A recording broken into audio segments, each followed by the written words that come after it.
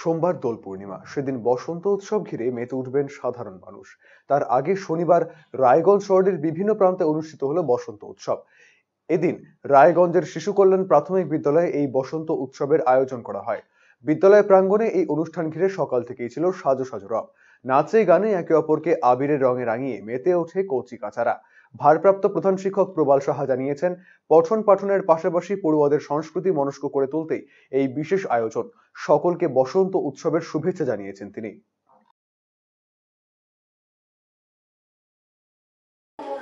আমাদের স্কুলে এর আগেও আমরা বিভিন্ন কর্মসূচি করেছি। তো বসন্ত উৎসব করেছি, রবীন্দ্র জয়ন্তী পালন করেছি।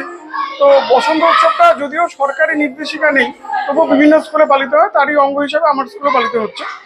হ্যাঁ, মানে এখানে অনেক কটাই প্রাইমারি স্কুল আছে, প্লাস শহরাঞ্চলে এখন যে সময় মানুষজন একটু বেসরকারি স্কুলের দিকে বেশি ঝুঁকছে। আর এদিকে সরকারি স্কুল বেশ কয়েকটা থাকার দরুন স্কুলে ছাত্রসংখ্যা কম।